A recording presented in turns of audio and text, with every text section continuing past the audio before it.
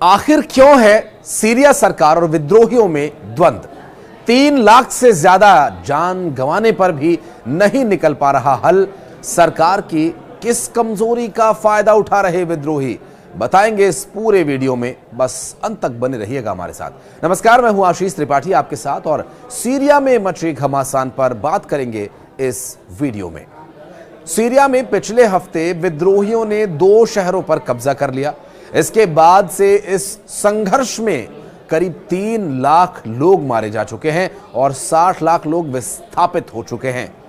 इन घटनाओं ने दुनिया को एक बार फिर से याद दिला दिया कि सीरिया में 14 साल पहले शुरू हुआ गृह युद्ध अभी खत्म नहीं हुआ है और ये कभी खत्म हुआ भी नहीं था। आखिर में युद्ध क्या है और इसके अभी तक खत्म नहीं होने के पीछे क्या कारण है और इसे खत्म क्यों नहीं किया जा सका, ये हाल ही में क्यों फिर से भड़क गया। और आइए इन सभी बातों को एक एक करके समझने की कोशिश करते हैं। दरअसल ये साल 2011 में लोकतंत्र के लिए सीरिया में तत्कालीन तानाशाह राष्ट्रपति बशर अल असद को सत्ता से हटाने के लिए प्रदर्शन कर रहे थे, लेकिन उस आंदोलन को असद सरकार ने, उनकी सेना ने कुचल दिया। इसके बाद एक सशस्त्र विरोध शुरू हुआ जिसमें पहले छोटे छोटे उग्रवादी और सीरियाई सेना के कुछ विद्रोही थे। ये सारी ताकतें बिखरी हुई थीं और उनकी विचारधारा भी अलग अलग थी, लेकिन सभी का लक्ष्य एक था, असद सरकार का तख्ता पलट। इनके अलग अलग हिस्सों को विदेशी ताकतों का साथ भी मिलता रहा, जिसमें सऊदी अरब के साथ साथ कई देशों ने इनका समर्थन किया। दरअसल ये समर्थन देने वाले देश कौन कौन से थे, पहले उनके बारे में आपको बताते हैं।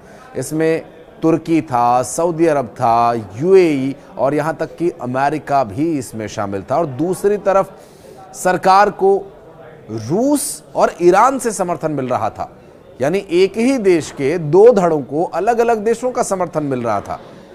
अब देखिए, घर के लोगों की आपस की लड़ाई में अगर बाहर के लोग आकर समझाने लगे तो समझ लीजिए कि उस घर का विनाश बहुत नजदीक है, और ऐसा ही यहां भी हो रहा है। जमीन पर ईरान के रेवोल्यूशनरी गार्ड्स और लेबनानी प्रॉक्सी हिजबुल्लाह ने विद्रोहियों से लड़ने में असद सरकार का साथ दिया, तो दूसरी तरफ रूसी हवाई विमानों की मदद देने लगे। अब इतना ही नहीं, इस्लामी चरमपंथी अल कायदा ने भी सीरिया में खासी रुचि ली हुई है और सभी विद्रोहियों ने उन्हें पसंद नहीं दिया। दरअसल 2014 तक चरमपंथी और आईएसआईएस ने देश के कई हिस्सों पर कब्जा कर लिया, जिससे यहां पर हर तरफ हिंसा की स्थिति बन गई और सीरिया हमेशा के लिए आतंकियों का गढ़ बन जाएगा। ये बात शायद उस वक्त किसी के दिमाग में न रही हो। अब ऐसे में अमेरिका की अगुवाई में अंतर्राष्ट्रीय गठबंधन ने ताकत दिखाई, जिसका मकसद बिना असद सरकार से टकराए आतंकियों का सफाया करना था। यहां पर अमेरिका के सहयोग से बनी सीरियन डेमोक्रेटिक फोर्सेस यानी एसडीए, जो कि कुर्द ताकतों का एक समूह था, ने प्रभावी तौर पर आईएसआईएस का खाले के लिए काम किया। साल 2020 में रूस और तुर्की ने युद्ध विराम पर सहमति जताई और एक सुरक्षा कॉरिडोर बनाए जाने पर भी सहमति जताई गई, जिससे आतंक और आतंकियों को दूर रखा जा सके। तब से अब तक कोई बड़ी घटना नहीं हुई, लेकिन सीरिया की असद सरकार भी अपने सारे इलाके वापस हासिल न कर सकी।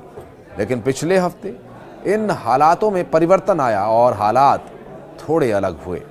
इस बार विद्रोहियों ने अलेप्पो पर हमले से शुरुआत की और वे एकजुट होकर मिलिट्री ऑपरेशन कमांड के नए गठबंधन के रूप में सामने आए और तेजी से पहले अलेप्पो के बाहर के गांवों पर कब्जा किया और फिर अब पूरे बाहर और उनका कब्जा देखा जा रहा है। इसके एक हफ्ते के बाद विद्रोहियों ने अलेप्पो से 150 किलोमीटर दक्षिण में हमास शहर पर भी कब्जा कर लिया।